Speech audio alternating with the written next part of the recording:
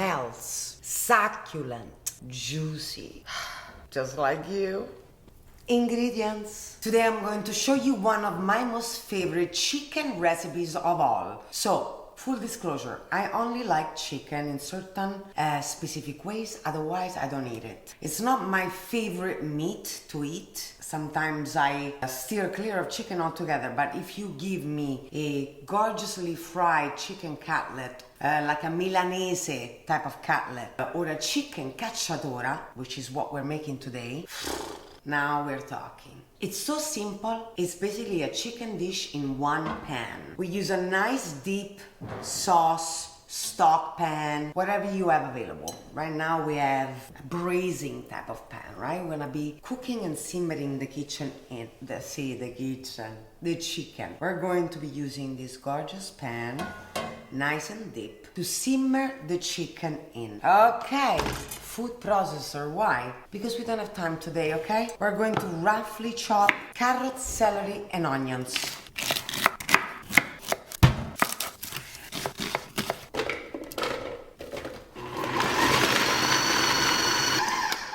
And it's done. For this recipe we have different parts of the chicken. We've got legs, thighs, and chicken breast. For the legs and thighs, obviously we're doing a skin on. Why? So we wanna kind of brown the skin, release the fat from it, and add that even extra layer of flavor. Now we brown the chicken, the thighs, the legs, and the breast. And now we leave it on each side for a few minutes. Do not move it around so that it creates that brown surface. Gorgeous flavor. We got all of those juices, that browning, and now we add our mixture of onions, carrots, and celery. A little bit of rosemary and bay leaf just to give it that extra little kick. Just toss it in. Bit of salt. Gaeta olives. And now one of my favorite parts of the recipe, smoke it with white wine. Don't be shy with it.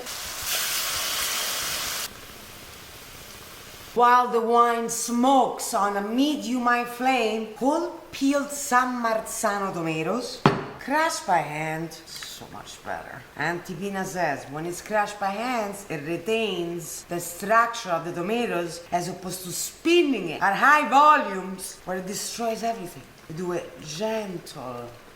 So satisfying. And then we toss it in and we complete by letting it simmer.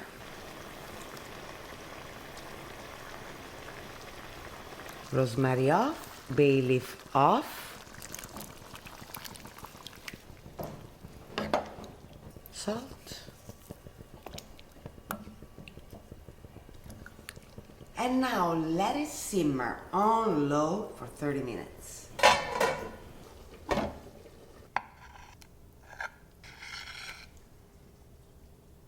Just gorgeous. Nonna would be proud.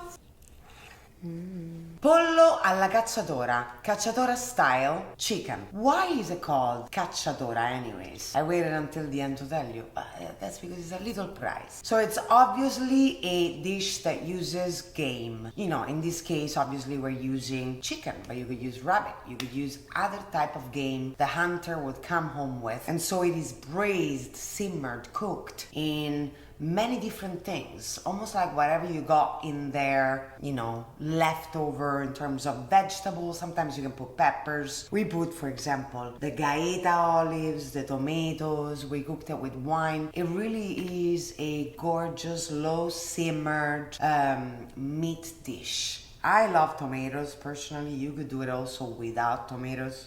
It's still absolutely gorgeous. You could add so many different things to it. And yeah, it's all in one pan. And the meat, guys, super tender. I mean, look, super tender.